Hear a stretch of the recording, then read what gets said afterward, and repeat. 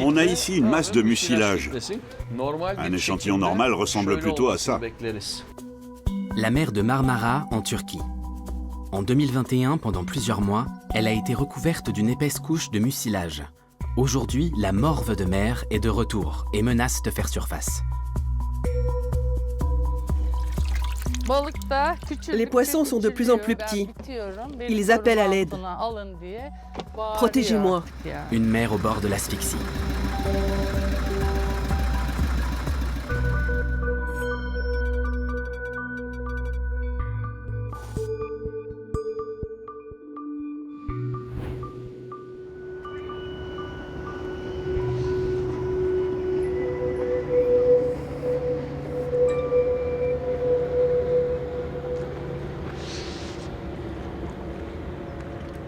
« 9 h du matin, dans le petit port de Rumeli Kavaï, un quartier de la municipalité de Sarıyer, à l'extrême nord du Bosphore. Necla Köseoğlu, 63 ans, est l'une des rares pêcheuses de la région. Depuis près d'un demi-siècle, elle sillonne la mer de Marmara à bord de son petit bateau. Dans ses filets, rouget et chinchard, un poisson souvent confondu avec le maquereau.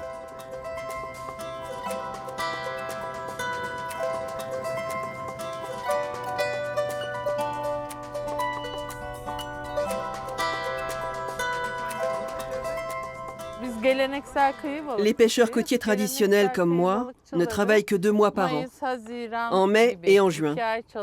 En dehors de cette période, on n'attrape rien. Et on doit vivre de cette pêche tout le reste de l'année, parce qu'on n'a pas d'autres sources de revenus. Les gros bateaux ont tout l'équipement moderne, mais nous, on n'utilise ni radar, ni radio. La Propontide, comme l'appelaient les anciens Grecs, est une petite mer intérieure reliant la Méditerranée et la mer Noire. Près de 25 millions de personnes vivent le long de ses côtes.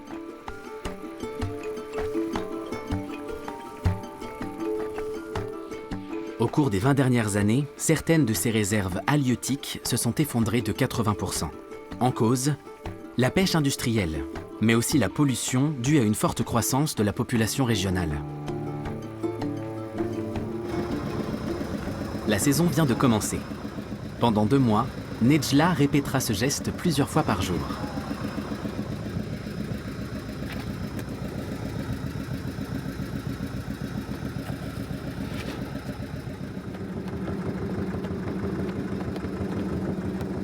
J'ai grandi sur un bateau comme celui-ci et je suis tombée amoureuse de ce métier. Dans la famille, il se transmet de génération en génération. Ma mère a été la première et la seule pêcheuse de Turquie dans les années 60. À l'époque, il n'y avait pas de femmes dans la profession. Je l'ai aidée dès l'âge de 5 ans. Mais les beaux jours sont révolus. Autrefois, la pêcheuse attrapait 50 à 60 kilos de poissons par jour. Aujourd'hui, elle s'estime heureuse avec 10 kilos.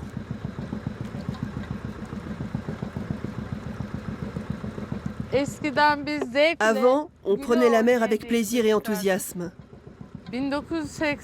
Jusque dans les années 80, nos filets étaient pleins, parfois même en hiver. On pouvait attraper des poissons à main nue dans l'eau glacée. Mais depuis les années 90, il y a de moins en moins de poissons. Regardez, comment vous voulez que je vende ça? Ça ne paie même pas l'essence. Pour couvrir mes frais, il faudrait que j'attrape au moins 100 poissons par jour. Ce que certains sont en train de découvrir, Necla le sait depuis longtemps. La mer de Marmara est malade. Il y a 4 ans, en 2021, son mal s'est manifesté au grand jour sous la forme d'une invasion de mucilage. Si cette substance organique et gélatineuse produite par les algues dégage une odeur désagréable, elle n'est pas nocive pour l'homme. Pour les espèces qui vivent dans la mer de Marmara, en revanche, sa présence les prive d'oxygène.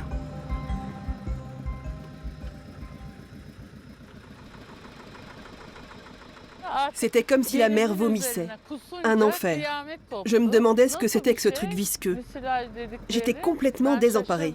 J'avais beau laver mes filets 2 fois, ça ne partait pas. C'était horrible. Necla n'a attrapé que quelques maquereaux. Elle lève l'ancre pour tenter sa chance un peu plus loin.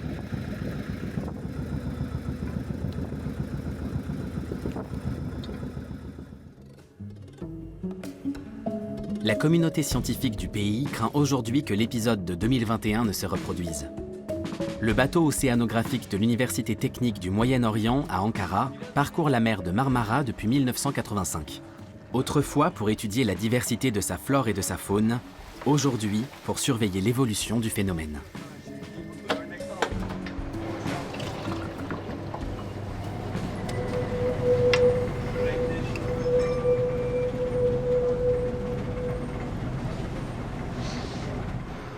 Le professeur Hassan Eurek travaille pour l'Institut des sciences marines de l'université. Cette expédition a pour but de mesurer la quantité de mucilage dans l'eau. On sait aujourd'hui que l'augmentation de la température de l'eau, ainsi que le rejet d'eau usée riche en nutriments, favorise sa prolifération dans une mer quasi fermée, peu exposée au courant.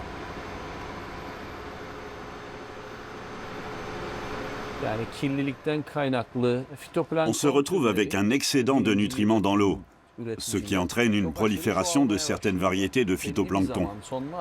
Quand ce phytoplancton meurt, il sécrète une substance organique qui s'accumule et qui n'arrive plus à se décomposer. C'est ce qui donne le mucilage.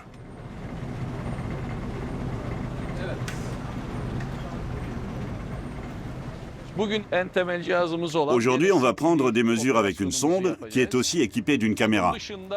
Ça permet à la fois de recueillir des données et d'avoir un visuel de ce qui se passe dans l'eau. Le but est d'analyser la structure de la matière visqueuse pour déterminer si elle risque de faire surface comme en 2021. Un peu plus lentement, on est en train d'immerger la sonde. Oui, je te fais signe. Une sonde CTD permet de connaître les propriétés physiques de l'eau comme sa température, sa teneur en sel et en oxygène, ainsi que sa conductivité.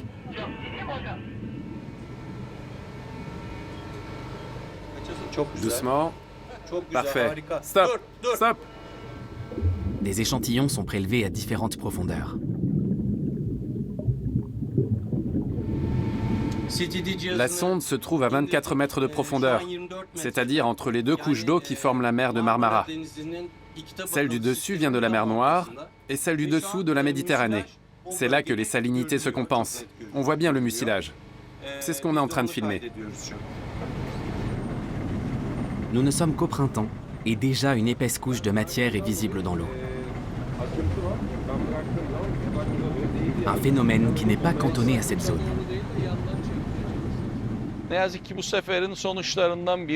Cette expédition a aussi permis de constater qu'il y avait du mucilage presque dans toute la mer de Marmara, et plus particulièrement à une profondeur comprise entre 15 et 30 mètres. Et on pense que ça va empirer. On risque de revivre un épisode semblable à celui de 2021. En se décomposant, cette sécrétion visqueuse, au surnom imagé de morve de mer, produit des bulles de gaz. Plus la température de l'eau et la pollution marine augmentent, plus elle risque de remonter à la surface. Les autorités stambouliotes redoutent elles aussi de vivre un nouveau 2021.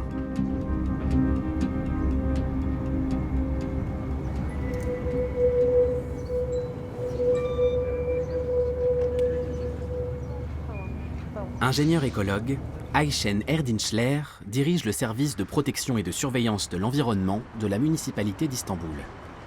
Échaudés par l'expérience d'il y a 4 ans, les pouvoirs publics ont pris des mesures.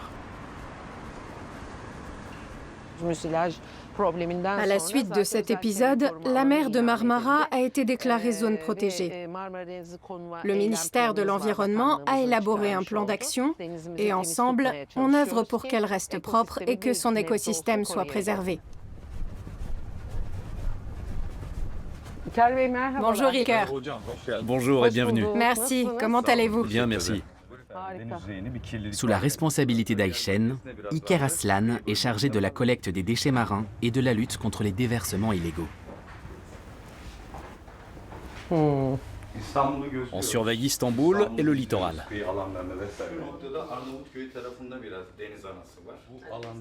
81 caméras scrutent en continu les côtes de la région.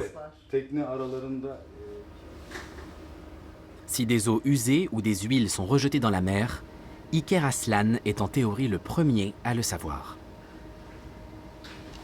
On a placé les caméras à des endroits stratégiques. Chacune d'entre elles couvre un périmètre d'environ 5 km, que ce soit sur la côte ou à la surface de l'eau. Avec les caméras, on est en mesure de surveiller 400 km de côte, ce qui correspond à notre périmètre d'intervention. Les effluents contribuent à la dégradation de l'écosystème marin.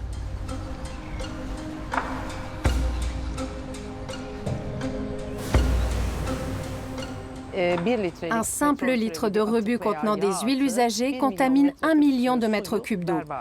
Alors il faut être extrêmement vigilant. Iker et Ayşen vont retrouver l'équipe chargée de collecter ces rejets. Près de 40 000 embarcations franchissent le Bosphore et traversent la mer de Marmara tous les ans. Chaque jour, ce sont une trentaine de cargos et quelques 200 bateaux qui contactent la municipalité d'Istanbul pour évacuer légalement leurs déchets.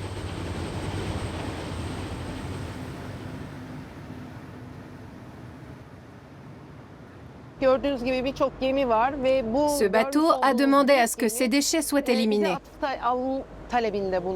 La demande a été examinée et notre navire de collecte des déchets est parti à sa rencontre. En 2024, la municipalité d'Istanbul a collecté 300 000 mètres cubes d'huiles usagées, de déchets et d'eau usée.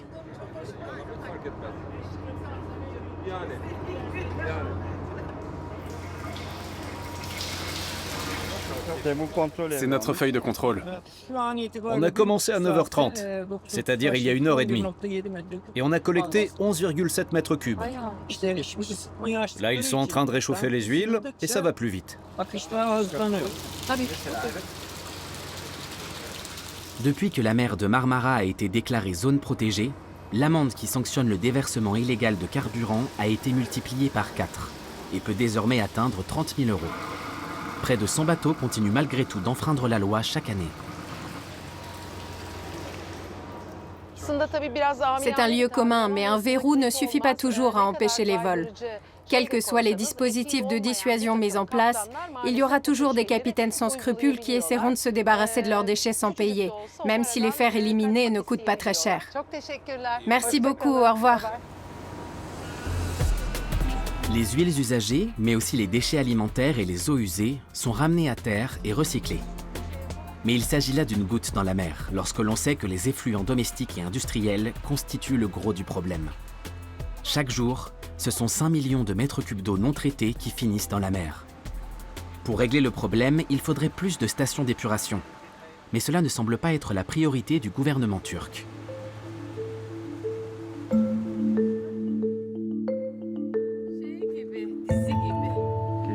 Retour sur la terre ferme pour Necla.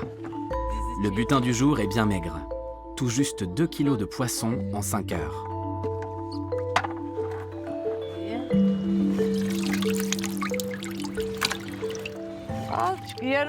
Une livre de chinchard, 3 à 5 petits sparaillons, 1 kilo de rouget. Ce n'est pas avec ça que je vais gagner ma croûte. Il faut vraiment que j'aime mon métier.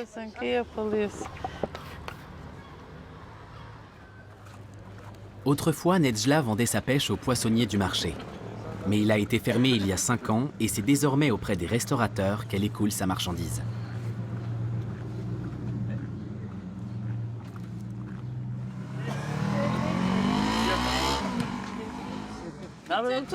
C'est tout ce que j'ai aujourd'hui. Regarde, un maquereau. J'ai jeté mon filet 4 fois. Je te laisse regarder. 1 kilo de rouget. Il y a aussi des maquereaux. C'est pas grave. On va dire 1 kilo de chinchard. Aytekin Şit, le propriétaire de ce restaurant, lui achète le tout, soit 2 kilos de poisson pour 1000 livres, l'équivalent de 25 €.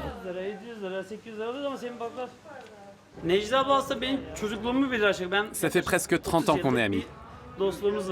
Maintenant, il me suffit de l'appeler pour qu'elle me réserve sa pêche. D'autres restaurateurs lui demandent de leur mettre des poissons de côté, mais j'ai la priorité. C'est un échange de bons procédés.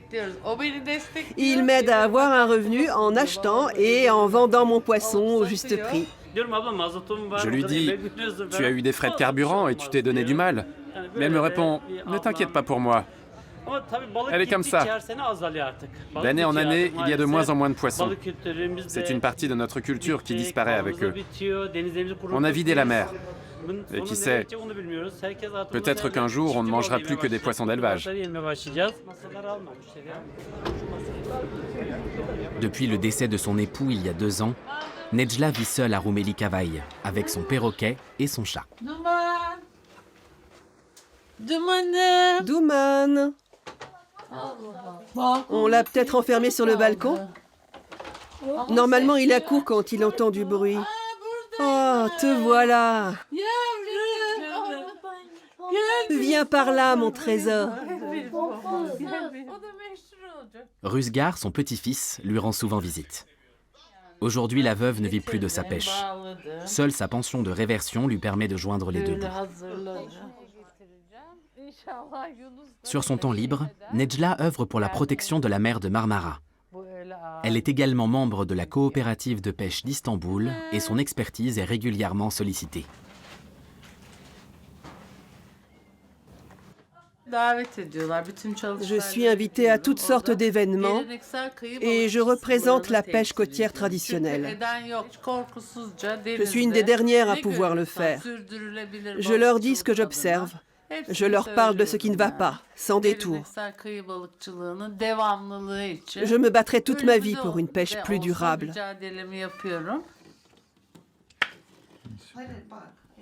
Elle aime regarder de vieilles photos de l'époque où toute la famille prenait la mer pour aller pêcher. Mes proches me disent « Vends ton bateau et arrête ». Mais je leur réponds « Ne me demandez pas ça. Ce serait un crève-cœur. On n'a qu'une vie et je suis heureuse ici. »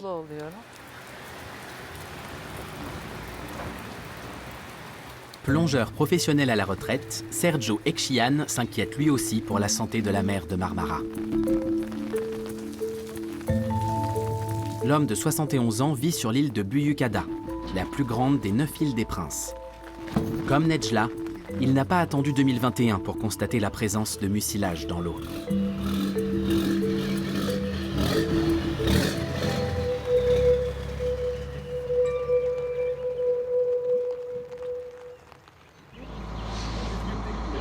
Sous une pluie battante, Sergio s'apprête à se mettre à l'eau.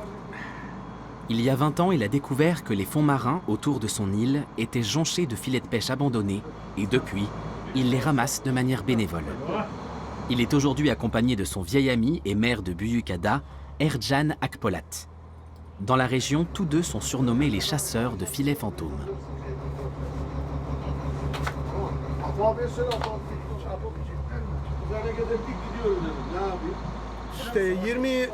Je crois que c'était en 2005, ou quelque chose comme ça. Je voulais filmer les bancs de poissons en pleine mer. Mais au fond de l'eau, j'ai trouvé des filets. Ce sont des déchets. Selon les termes de la Convention de Barcelone, c'est de la pollution marine, même s'ils n'ont pas été jetés volontairement. Si on les laisse au fond de l'eau, les poissons vont continuer à se prendre dedans. Ce sont des filets synthétiques, alors ils peuvent rester là des années. Sergio et Ercan s'apprêtent à descendre à 30 mètres. Récupérer ces équipements de pêche abandonnés, qui peuvent mesurer plus de 100 mètres de long, est une tâche fastidieuse. Les deux hommes doivent souvent s'y prendre à plusieurs fois.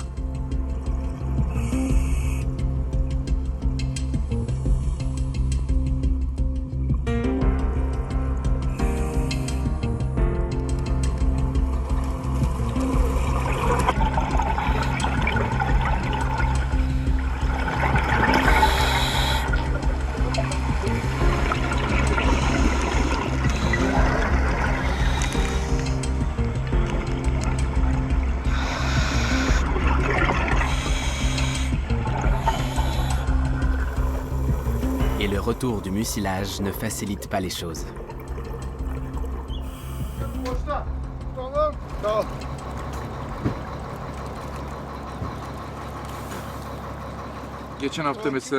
La semaine dernière, il y avait d'épaisses couches de mucilage à une profondeur comprise entre 20 et 30 mètres. Et c'était encore le cas aujourd'hui aussi. On a plongé à 20-25 mètres et on a vu de grosses boules de matière visqueuse. C'est extrêmement lourd. Et quand elles se rejoignent, elles forment de grosses masses qui peuvent faire la taille d'un immeuble. Imaginez un nuage de 20 mètres de longueur et d'épaisseur.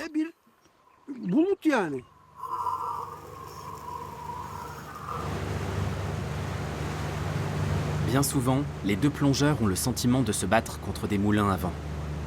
L'abandon de filets de pêche n'étant pas sanctionné par la loi, ils ne sont pas à l'abri de trouver de nouveaux déchets au même endroit dans quelques jours.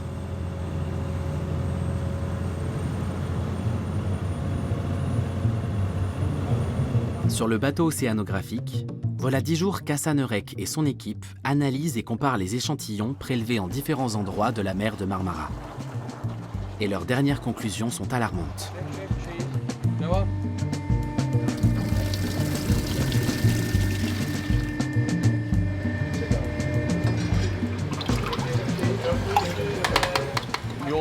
C'est très dense. On a ici une masse de mucilage très compacte. Un échantillon normal qui provient d'une mer en bonne santé ressemble plutôt à ça. Il contient aussi des micro-organismes, mais la consistance est beaucoup moins épaisse. Regardez, on va comparer. Cet échantillon a été prélevé au niveau du fond et celui-ci dans la masse de mucilage. Vous voyez la différence ? Les scientifiques s'intéressent également à la teneur en oxygène de l'eau à différentes profondeurs. À cause de la pollution, elle a déjà connu un recul préoccupant ces 30 dernières années. Et la prolifération du mucilage, qui consomme de grandes quantités d'oxygène en se décomposant, n'arrange pas les choses. Un cercle vicieux.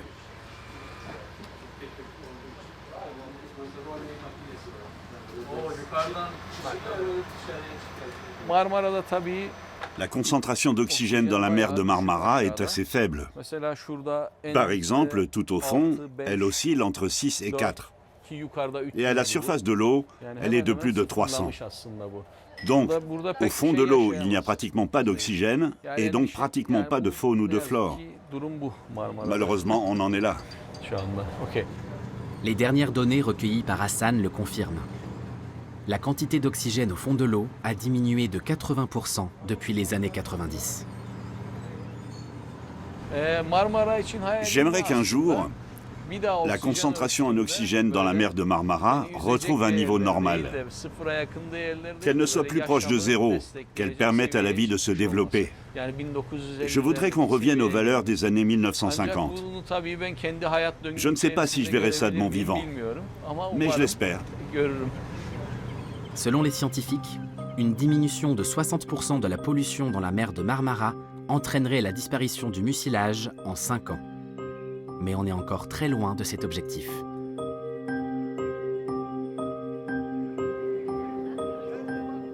Sergio n'a pas besoin de chiffres pour le savoir. La mer de Marmara est en train d'étouffer.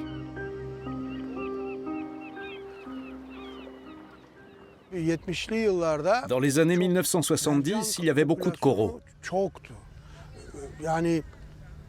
Une véritable forêt sur chaque rocher.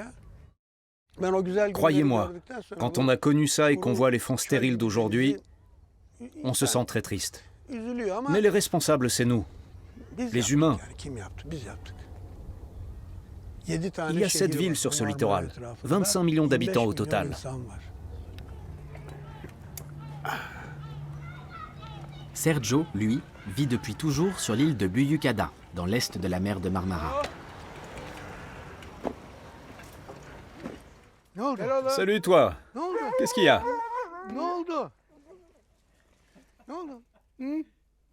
Au cours des 20 dernières années, le plongeur et ses amis ont repêché des centaines de filets fantômes dans la Propontide.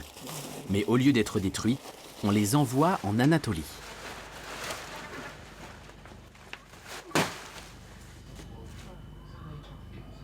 Les agriculteurs les utilisent pour protéger leurs plants de légumes. Alors on les leur envoie. Et ils nous en demandent d'autres. Les habitants d'un village voisin croyaient même qu'on avait une usine. Sergio profite de ces immersions pour filmer ce qu'il voit.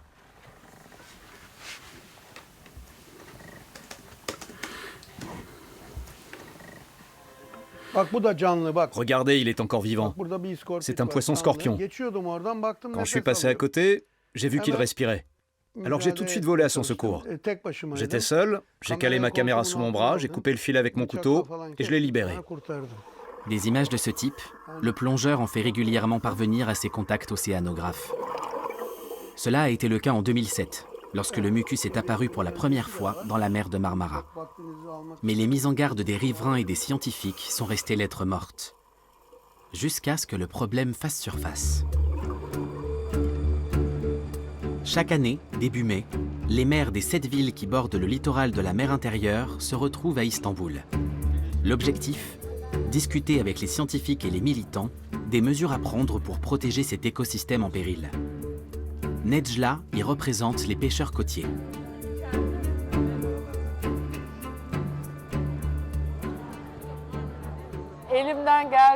J'essaie de participer à tous ces événements. Aujourd'hui, il est question du mucilage. Et je suis là pour témoigner. Nous, les pêcheurs, on est aux premières loges et on voit ce qui se passe. Alors c'est important qu'on soit représentés.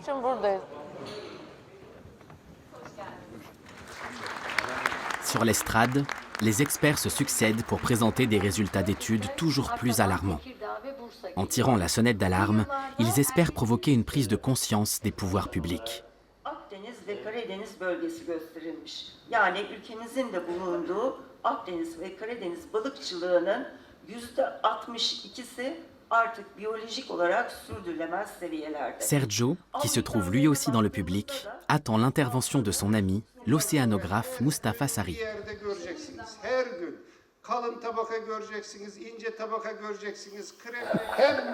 La situation est à peu près la même qu'en mai 2021. Le mucilage apparaît dès 12 mètres et est particulièrement dense jusqu'à 18 mètres de profondeur. Dans un avenir proche, ce phénomène pourrait devenir annuel et ce serait catastrophique.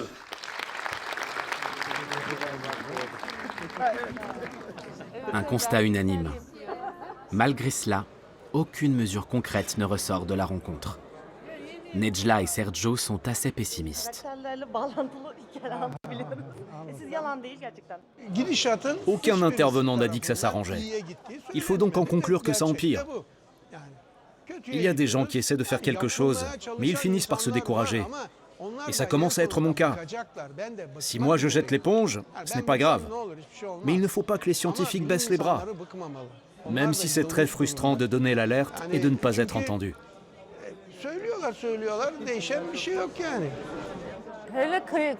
La pêche côtière est déjà morte. Et ce sera aussi bientôt le cas de la pêche commerciale. Cette profession ne sera plus qu'un lointain souvenir et les poissons ne seront plus qu'un mot dans le dictionnaire. Je trouve ça très triste.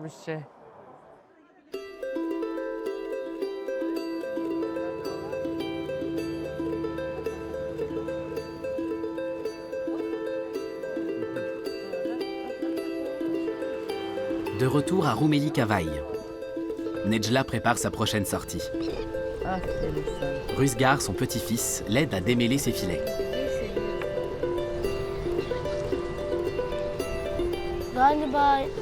Je crois que j'ai toujours pêché avec ma grand-mère. C'est elle qui m'a appris à nager quand j'avais 2 ans. Je veux qu'elle m'enseigne tout ce qu'elle sait. Et quand je serai grand, je continuerai la tradition. Je vendrai du poisson. Je soutiens les jeunes. Je trouve ça tellement formidable de lire l'émerveillement et l'enthousiasme dans leurs yeux. Ils savent que la Terre va mal, mais ils sont tout de même pleins d'entrain. J'espère que ça s'arrangera. Pas vrai, Rüzgar? Ça va s'arranger. Des solutions concrètes pour sauver la mer de Marmara, il en existe. Il faudrait réguler la population sur ses côtes, mais aussi moderniser et élargir le parc de stations d'épuration. Mais cela ne semble pas être la priorité du gouvernement turc pour l'instant. La question n'est donc plus de savoir si, mais quand la prochaine invasion de mucilage aura lieu.